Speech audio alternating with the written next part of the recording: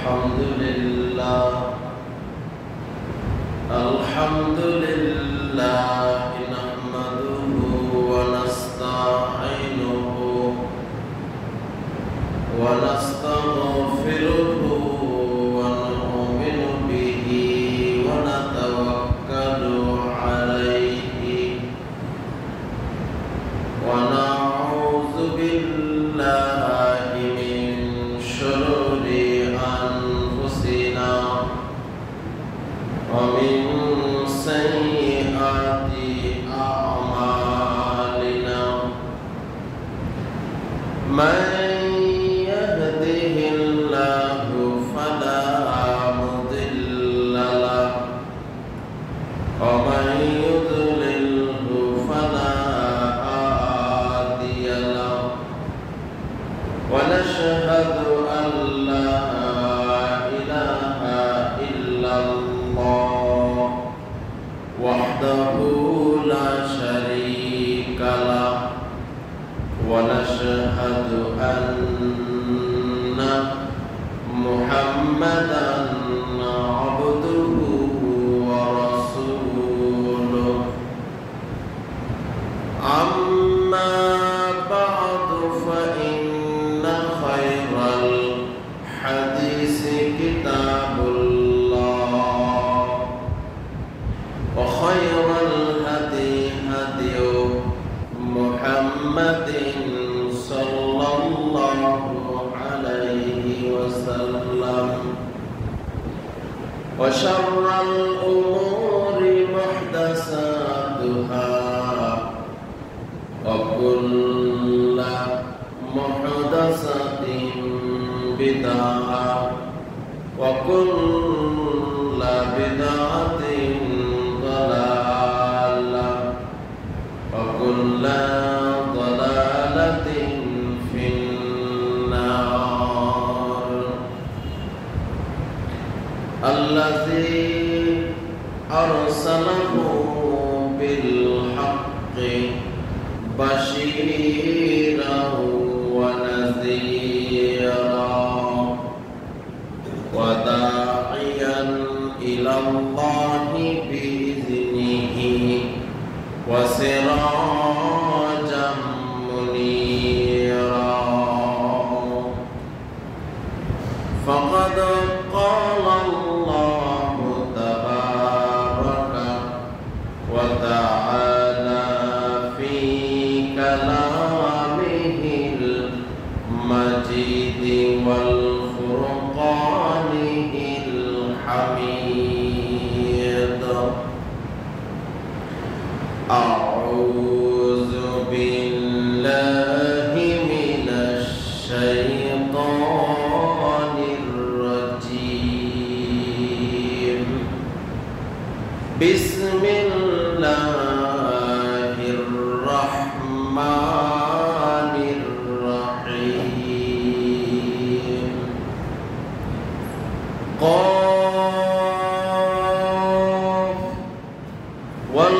والقرآن المجيد بل عجبوا أن جاءهم منذر منهم فقال الكافرون هذا شيء عجيب أإذا متنا وكنا ترابا ذلك رجع بعيد قد علمنا ما تنقص الأرض منهم وعندنا كتاب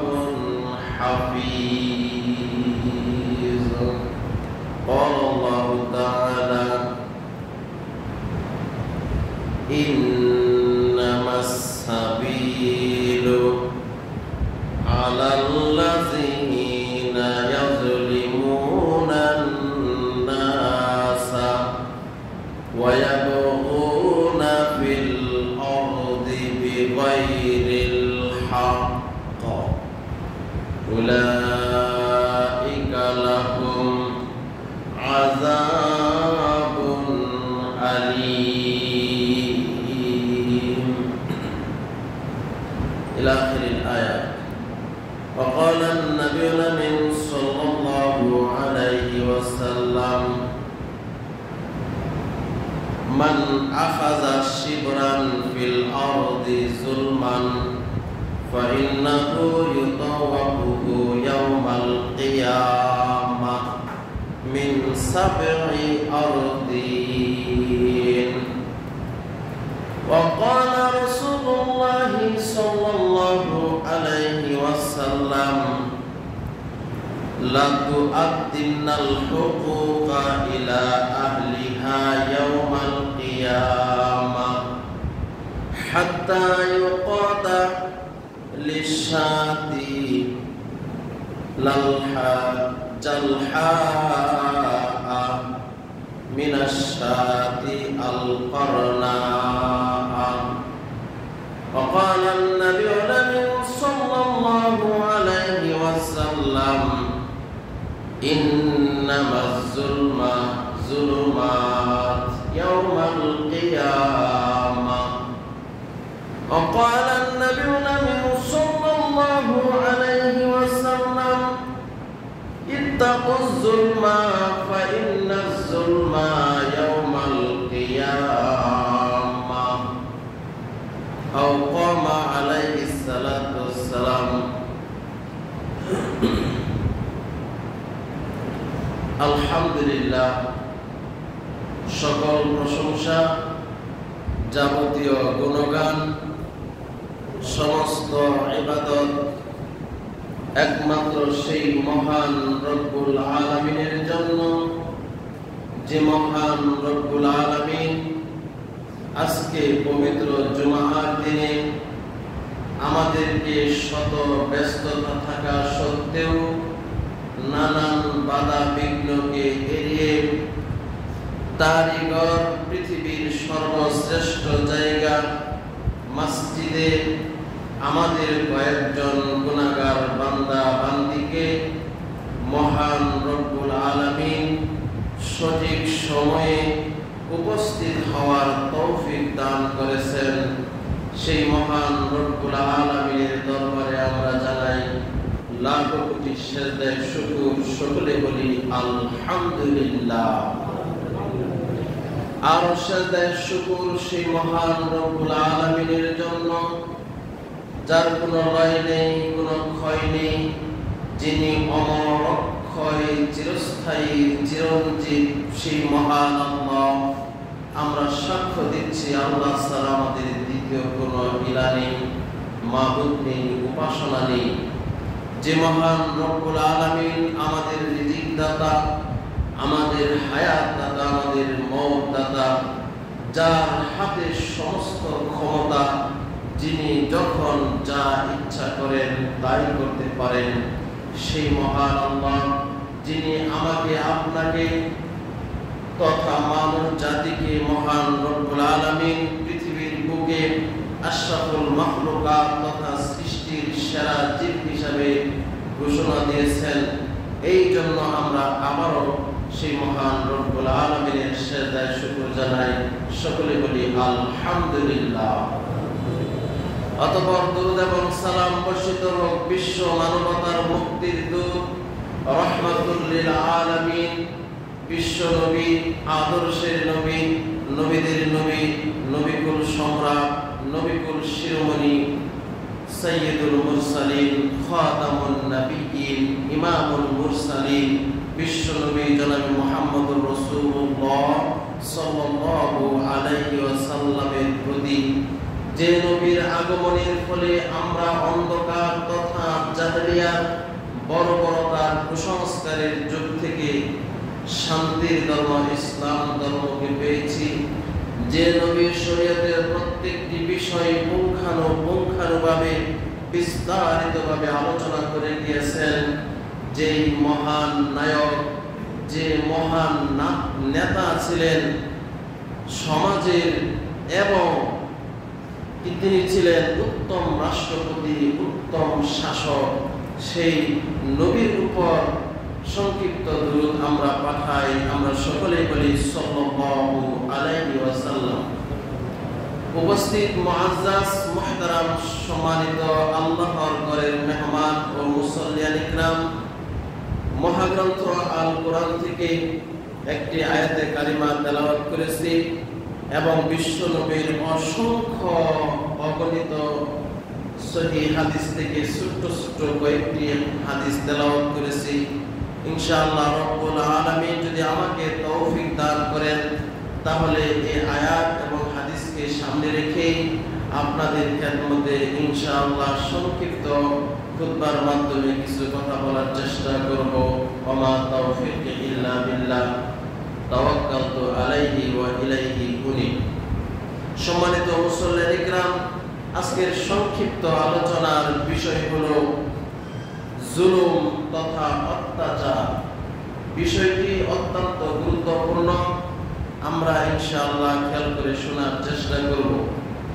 সম্মানিত মুসল্লিয়ান ইকরাম, জুলম অর্থাৎ আজ-জুলমু, এটি হলো একটি গ্রামারের কিতাব, আরবি গ্রামারের কিতাব থেকে মাজদার বলা হয় আজ-জুলমু। শাব্দিক অর্থ হলো অত্যাচার। শাব্দিক অর্থ কি বলেন তো? অত্যাচার। এই জুলুম ইসলাম সমর্থন করে না। ইসলামে এটি একটি জঘন্যতম অপরাধ হিসাবে গণ্য করা হয়েছে। জুলুম তথা অত্যাচার যদি কেউ করে তাহলে সে দুনিয়াতে হয় লাঞ্ছিত, অপমানিত, অপদস্থ এবং পরকালে তার জন্য রয়েছে কঠিন এবং যন্ত্রণাদায়ক শাস্তি।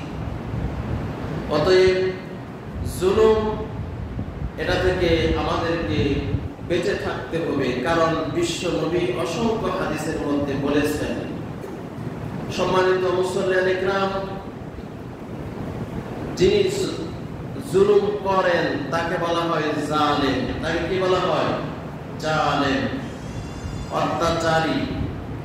যার উপর জুলুম করা হয় তাকে বলা হয় মাজলুম, অত্যাচারিত।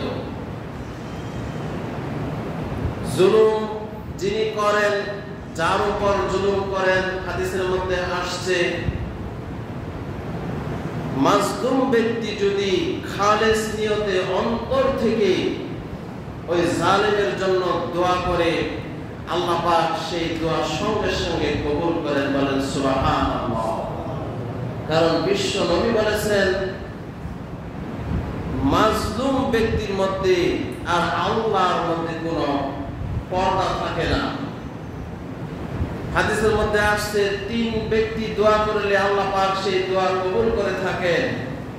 তার মধ্যে একটা হলো পিতামাতার জন্য যদি সন্তান দোয়া করে তাহলে সেই দোয়া আল্লাহ সরাসরি কবুল করেন, মাঝখানে কোনো আড়াল থাকে না, পর্দা থাকে না, সরাসরি আল্লাহ কবুল করে নেন। 2 নাম্বার হলো কোনো মুসাফির যদি দোয়া করে সেই দোয়া আল্লাহ কবুল করে নেন। আর 3 নম্বরে বলা হয়েছে মাজলুম, অত্যাচারিত, অন্যায়ভাবে তার উপর বিভিন্ন অপবাদ, বিভিন্ন কাজে তাকে ফাঁসিয়ে দেওয়া হয়েছে। এই ব্যক্তি যদি নিরুপায় হয়ে আল্লাহর কাছে দোয়া করে তাহলে আল্লাহ পাক সেই দোয়া সঙ্গে সঙ্গে কবুল করেন।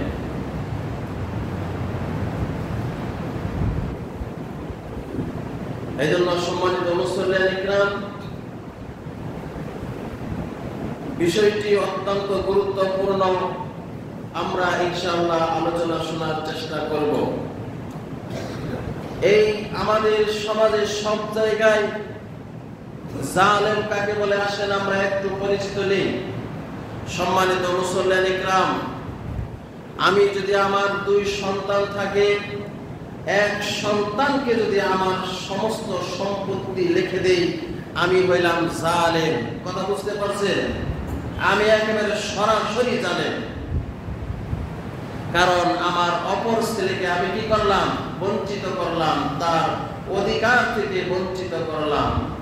আমার টাকা পয়সা, আমার অর্থ সম্পদ সব যদি একজনকে রেখে দেই তাহলে আমি একজন টাটকা জালেম। এরকম ভাবে আমরা যারাই এরকম করব আমাদের জালেমের খাতায় সেই নাম উঠে যাবে। সম্মানিত মুসল্লিন ইকরাম, শুধু তাই নয়, ভাই যদি তার বোনকে ঠকায়, ভাই যদি তার বোনের যে হক রয়েছে এটা যদি না দেয়, একেবারে সে টাটকা জালেম। আমি যদি আমার বোনের অংশ, আমার বাপ থেকে যে পাওয়া অংশ, সেটা যদি আমার বোনকে ইসলামের শরিয়াতে যতটুকু রয়েছে সেটা যদি আমি বুঝিয়ে না দেই, আমি বললাম জালেম। আমার পরিণাম পরকালে খুবই ভয়াবহ এবং দুনিয়াতেও আমাকে কোনো দিন না কোনো দিন লাঞ্ছিত অপমানিত হতেই হবে, এতে কোনো সন্দেহ নাই। সম্মানিত মুসল্লিন ইকরাম, এরকম ভাবে সমাজের মেম্বার যিনি, তিনিও একজন জালেম হিসাবে চিহ্নিত হবে যখন জনগণের মাল, জনগণের রেশন বা জনগণের যা কিছু রয়েছে এইগুলো যখন সে আত্মসাৎ করবে সব, তখন সে জালেম। ঠিক তেমনি ভাবে ইউনিয়নের চেয়ারম্যান যখন জনগণের গম, জনগণের মাল সামানা যেগুলো পাওয়া জনগণের, সেগুলো সেই ইউনিয়ন পরিষদে না এনেই সেই জেলা থেকে শেষ করে আইসা পড়লো, ইনি হচ্ছেন জালেম। ঠিক তেমনি ভাবে উপজেলার যিনি এমপি বা এক কথায় প্রত্যেক স্তরে যে যে প্রধান দায়িত্বে আছে, এই দায়িত্ব থেকে যদি সে একেবারে কিঞ্চিত পরিমাণ কি করে আপনার কমতি করে, তাহলে তার নাম খাতায়, জালেমের খাতায় নাম উঠে যাবে। এরকম ভাবে আপনি একদম মেম্বার থেকে সমাজের মাথাপর থেকে আপনি একটা প্রধানমন্ত্রী পর্যন্ত যান, যারাই যে দায়িত্বে আছে এই দায়িত্ব যদি ঠিকভাবে পালন না করে, সেখান থেকে যদি আত্মসাৎ করে, তাহলে সে হচ্ছে জালেম। তার পরিণতি খুবই ভয়াবহ।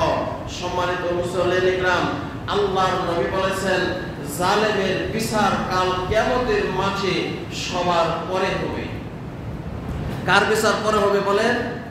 জালেমের বিচার পরে হবে।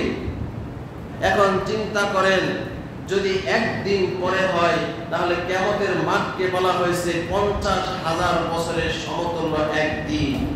একদিন যদি আমার বিচার পরে হয় তাহলে একদিন দুনিয়ার সমানে 50,000 বছর পিছিয়ে যাব। 2 দিন যদি আমার বিচার পরে হয় তাহলে 1 লক্ষ বছর দুনিয়ার সমতুল্য 1 লক্ষ বছর পরে আমার চলে যাবে। এরকম ভাবে 3 দিন পর যদি আমার বিচার হয় তাহলে 1.5 লক্ষ বছর পরে আমার বিচার হবে দুনিয়ার সমান। অতএব সম্মানিত মুসল্লিন ইকরাম, এই বিষয়টা অত্যন্ত কঠিন এবং জটিল। এটা থেকে আমাদেরকে বেরিয়ে আসতে হবে। আসেন এবার জালেম কাকে আমরা একটু পরিচয় জানার চেষ্টা করি। সম্মানিত মুসল্লিন ইকরাম, প্রকৃত জালেম, প্রকৃত অত্যাচারী কে?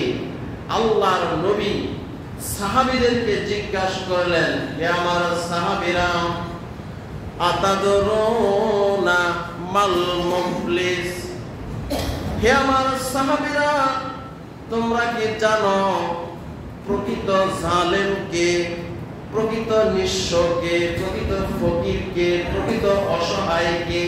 অনেক অর্থ নিয়ে আসা হয়েছে। এই মুফলিসের অনেক অর্থ করা হয়েছে।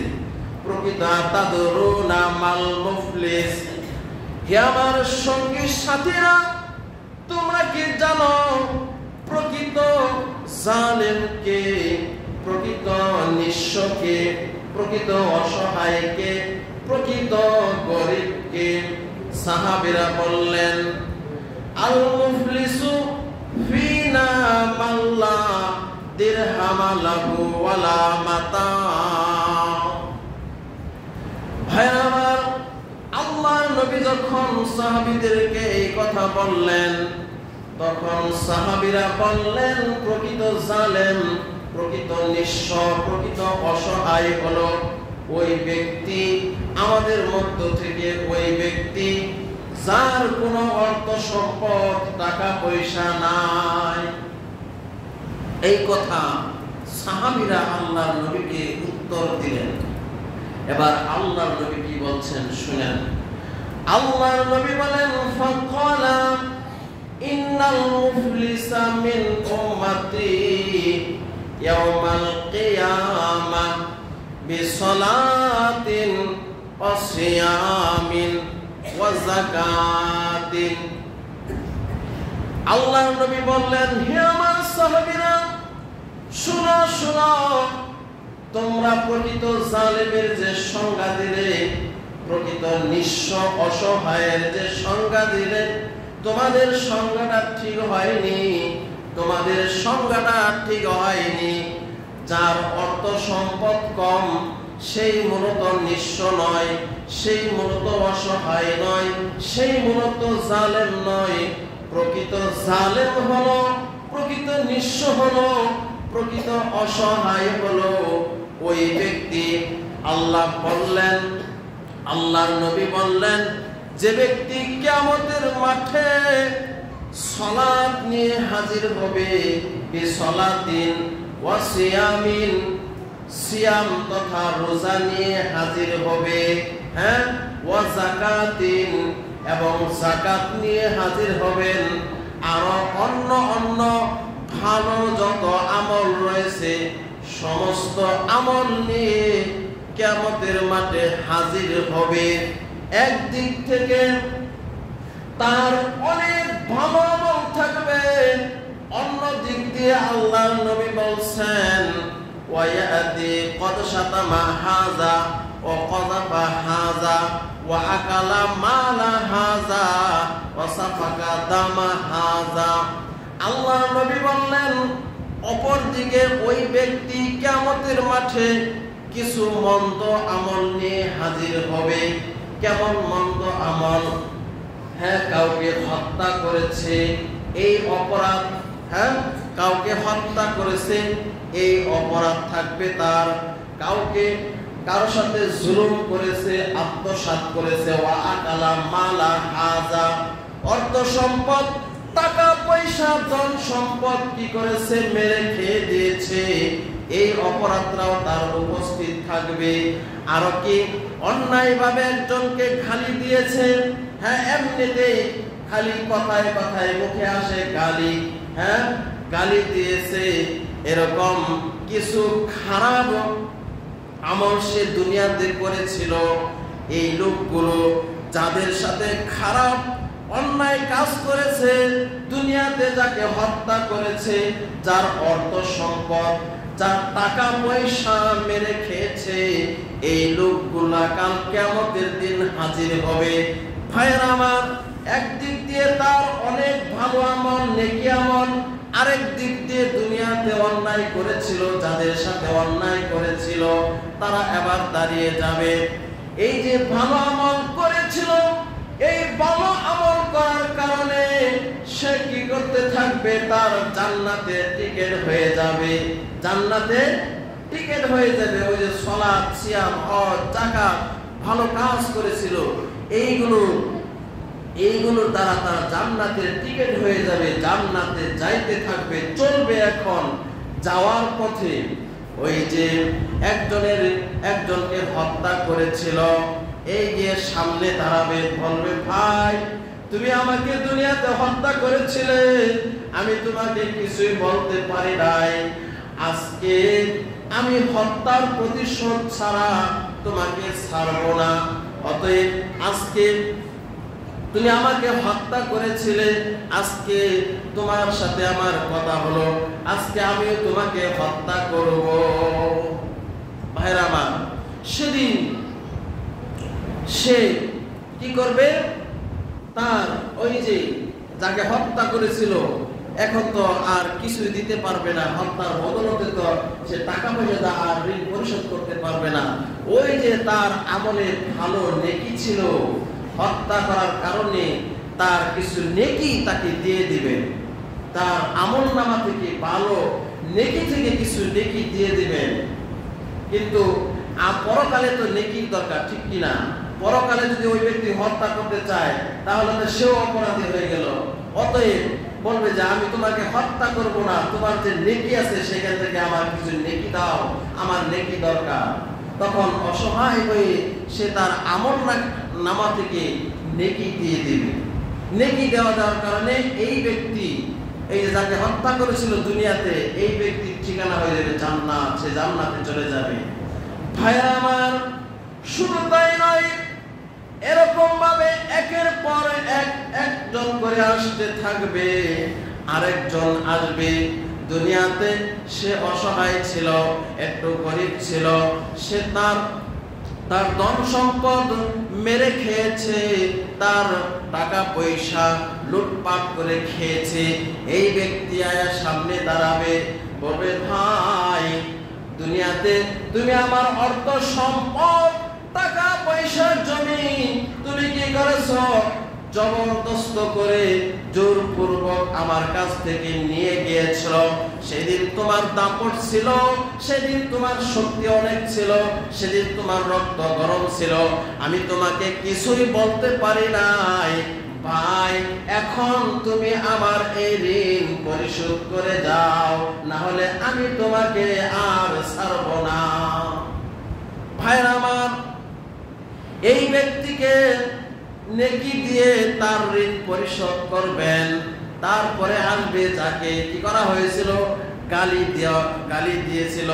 হ্যাঁ, দেখা যায় এমনি ভাবেই মুখে যা আসে তাই বলে, গালি দিয়েছিল। হ্যাঁ, এই লোক আয়সা দাঁড়াইবে যে ভাই তুমি আমাকে গালি দিয়েছিলে, সেদিন আমি তোমাকে কিছুই বলতে পারি নাই, তোমার রক্ত গরম ছিল, তুমি দাপটে ছিলে, তুমি ক্ষমতায় ছিলে, তুমি কি, হ্যাঁ, আমি তোমাকে কিছুই বলতে পারি নাই। আজকে তুমি যে আমাকে গালি দিয়েছ, এর পরিশোধ আজকে, এর বিনিময় আজকে তুমি আমার এই ঋণ পরিশোধ করে যাও। অতএব ভাইরা আমার, তার এই ব্যক্তিকেও সে তার আমল নামা থেকে ভালো নেকি থেকে দিয়ে দিবেন। এরকম ভাবে একজনের পর একজন আসতেই থাকবে। আস্তে আস্তে এই ব্যক্তির যে নেকি ছিল, ওই যে সালাত, সিয়াম, হজ, যাকাতের যে নেকি ছিল, সব নেকি চলে যাবে। কথা বুঝতে পারছেন ভাইরা আমার? সব নেকি চলে যাবে। তারপরেও ঋণ শেষ হবে না, আরো লোক দাঁড়িয়ে থাকবে। নেকি শেষ হয়ে যাবে, কিন্তু এখনো ঋণ পরিশোধের লোক বাকি আছে। এখন কি করবে, উপায় কি? নেকি তো নাই। ভাইরা আমার, এক একজন এসে এক এক অজুহাত দিবে। তখন কি করা হবে? নেকি চাওয়া হবে। নেকি তো নাই, নেকি দিয়ে পরিশোধ করতে পারবে না। সুতরাং এই যে অভিযোগকারী লোকগুলা রয়েছে, এদের যে গুনাহগুলো ছিল, এই গুনাহগুলো এই ব্যক্তির ঘাড়ে চাপিয়ে দেওয়া হবে। ভাইরা আমার, এরকম করে যত অভিযোগকারী থাকবে, সমস্ত অভিযোগ শুনে তাদের ওই গুনাহগুলো এই ব্যক্তির ঘাড়ে চাপাতে চাপাতে তার অনেক গুনাহ হয়ে যাবে, পাহাড় পরিমাণ গুনাহ হয়ে যাবে। তারপরে কি করা হবে? আল্লাহর নবী হাদিসে বলেছেন, ফাতুরিহা আলাইহি, তাকে উল্টো করে হেসরিয়ে নিয়ে যাওয়া হবে। সুম্মা তুরিহা আলাইহি সুম্মা তুরিহা ফিন্নার, অতঃপর তাকে টেনে হিচড়ে উল্টো করে তাকে জাহান্নামে নিক্ষেপ করা হবে। এই হলো জালেমের পরিণতি।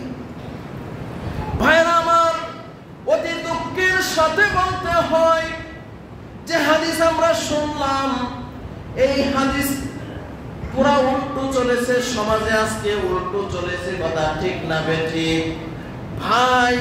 ভাইয়ের সম্পদ লুটপাট করে খাচ্ছে, ভাইয়ের সম্পদ লুটপাট করে খাচ্ছে। হ্যাঁ, এরকম ভাবে একজন আরেকজনের সম্পদ, ধন সম্পদ, হ্যাঁ, লুটপাট করে জোরপূর্বক খাচ্ছে। কথায় রয়েছে জোর যার মুলুক তার জোর আছে, এই জন্য জনগণ কিছুই বলতে পারে না। কথা ঠিক না বেঠিক? এই হলো জালেম, এই হলো প্রকৃত জালেম, এই হলো প্রকৃত নিঃস্ব। দেখেন তার আমল নামায় কত আমল ছিল, ঠিক কিনা?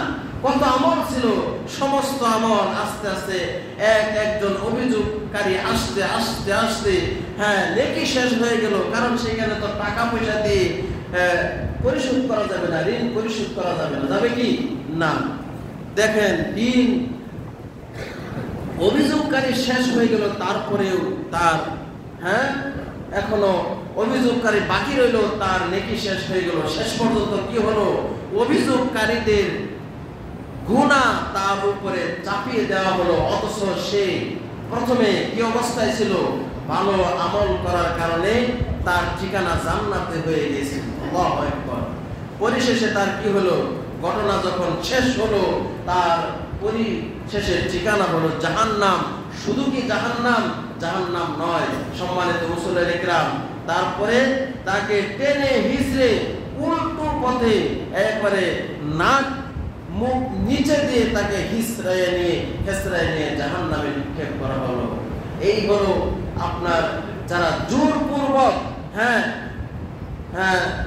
যারা জোরপূর্বক যাদের কাছ থেকে অর্থ সম্পদ টাকা পয়সা অন্যায়ভাবে আত্মসাৎ করে থাকে, এগুলো পরিস্থিতি। ভাইরা আমার, আজকে যদি আমরা এই হাদিসের দিকে তাকাই, শুধু তাই নয়, আজকে যদি আমরা এই হাদিসের দিকে আরেকটা হাদিসের মধ্যে আরেকটা হাদিস আছে। আল্লাহর নবী বলছেন, মান আখাযা শিবরান ফিল আরদি যুলমান ফাইন্নাহু ইউতাওয়াকুহু ইয়াওমাল কিয়ামাতি মিন সাবঈ আরদিন। আল্লাহর নবী বলেন, কেউ যদি কারো এক হাত অথবা এক বিঘত জমি অন্যায়ভাবে দখল করে, খেয়াল করে শুনবেন, আল্লাহর নবী বলেন, কেউ যদি কারো এক হাত অথবা এক বিঘত জমি কি করে অন্যায়ভাবে দখল করে, কাল কিয়ামতের দিন তাকে তার গাড়ি 7 জমিন ঝুলিয়ে দেওয়া হবে। 7 জমিন ঝুলিয়ে দেওয়া হবে। এই যে পৃথিবী আছে না, এই পৃথিবী যত বড়, এরকম 7টা পৃথিবী জমিন তার গলায় ঝুলিয়ে দেওয়া হবে এবং সে এই পৃথিবীর এই জমিন সে ঝুলিয়ে কিয়ামতের মাঠে চলতে থাকবে, হাঁটতে থাকবে। কথা বুঝতে পারছেন? এক বিঘত জমিন, এক হাত জমিন, আমরা আরো সংক্ষিপ্ত ভাবে বলি, এক লিং জমি যদি কেউ কারো ইচ্ছাকৃতভাবে খেয়ে থাকে, তাহলে তাকে দুনিয়ার এই যে দুনিয়া যে কত বড়, এরকম 7 দুনিয়ার জমিন তার গলায় ঝুলিয়ে দেওয়া হবে এবং কিয়ামতের মাঠে তাকে চলতে হবে। সকলেই যেন চিনে এই লোক দুনিয়াতে অমুকের জমি আত্মসাৎ করেছিল। এই হলো পরিস্থিতি। ভাইরা আমার, এক হাত এক বিঘত জমিনের জন্য যদি এই পরিস্থিতি হয়ে থাকে, তাহলে আজকে লক্ষ লক্ষ কোটি কোটি টাকা নেতা নেত্রীরা খেয়ে আত্মসাৎ করেছে, তাহলে এই হাদিস অনুযায়ী তাদের কি পরিস্থিতি হবে চিন্তা করুন। কথা ঠিক না বেটি? জনগণের লক্ষ লক্ষ কোটি কোটি টাকা অন্যায়ভাবে আত্মসাৎ করেছে, তাহলে এই নেতা নেত্রীর কি পরিস্থিতি হবে? ভাইরা আমার, ওই যে আল্লাহর নবী বলেছেন, যে ব্যক্তি জালেম তার বিচার আল্লাহ দুনিয়াতেও করবেন, পরকালেও করবেন। তার চাক্ষুষ প্রমাণ আজকে আমরা জ্বলন্তভাবে দেখতেছি। কথা ঠিক না বেঠিক? ভাইরা আমার, বিষয়টা অত্যন্ত জটিল। দেখেন, কোন এক নেতা তার ঘরে লক্ষ লক্ষ কোটি কোটি অগন্তি টাকা পাওয়া গেছে, দেশ ছাড়ার জন্য সে দাড়ি চেঁচেছে। আপনারা হয়তো জানেন, দাড়ি চাইছা পালানোর চেষ্টা করছে, কিন্তু তারপরেও পালাতে পারে না। এই জন্য আল্লাহর নবী বলছেন, দুনিয়াতে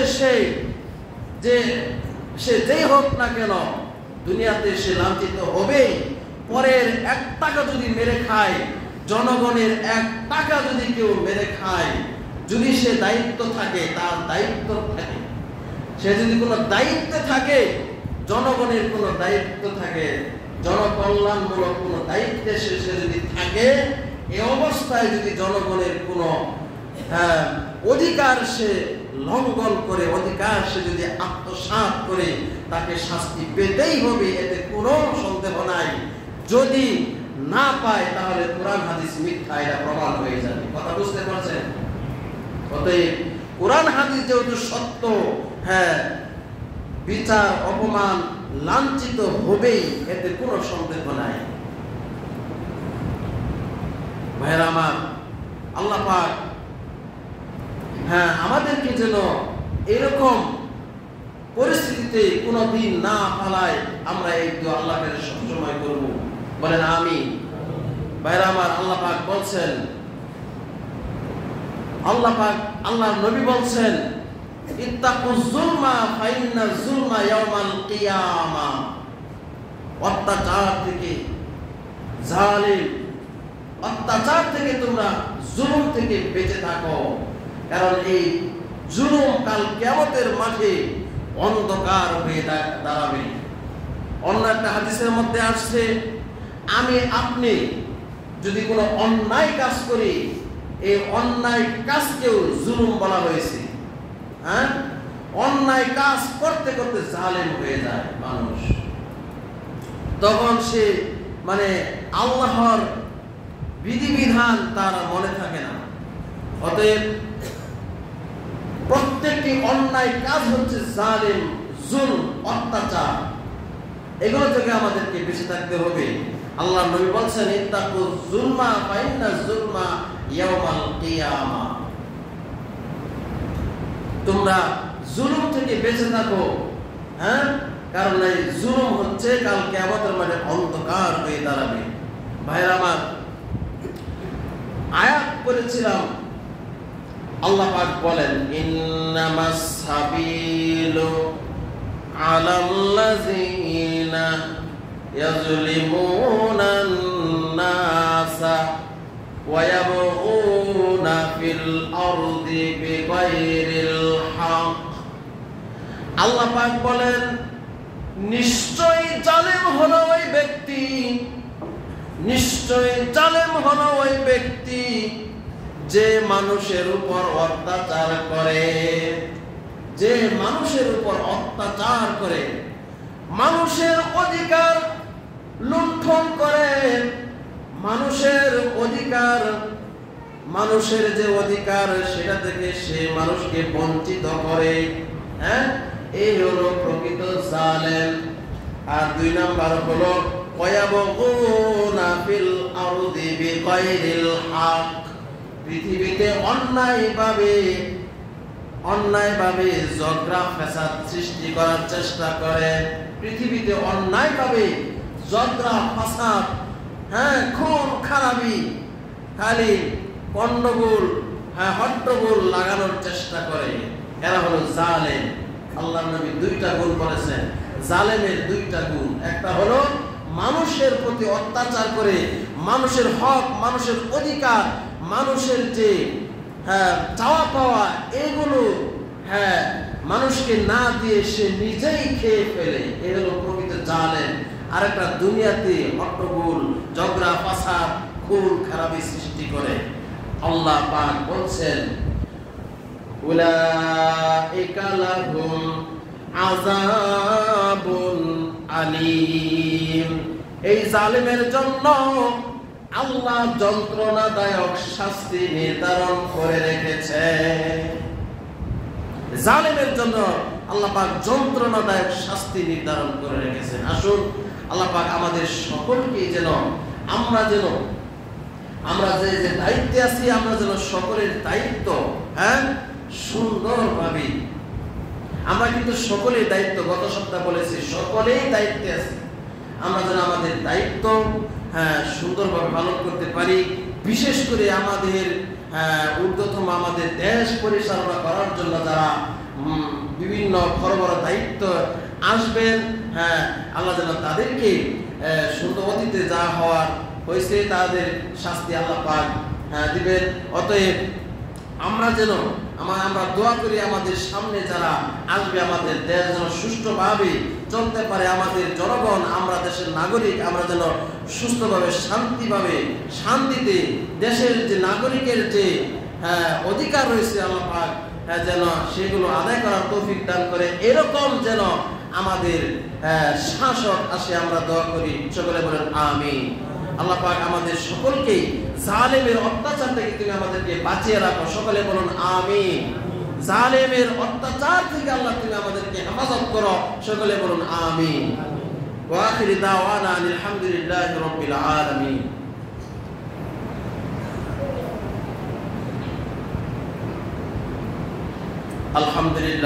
আলহামদুলিল্লাহ নাহমাদুহু ওয়া নাস্তাঈনুহু ونستغفره ونؤمن به ونتوكل عليه ونعوذ بالله من شرور أنفسنا ومن سيئات أعمالنا من يهده الله فلا مضل له ومن يضلله فلا هادي له ونشهد أن لا إله إلا الله وحده لا شريك له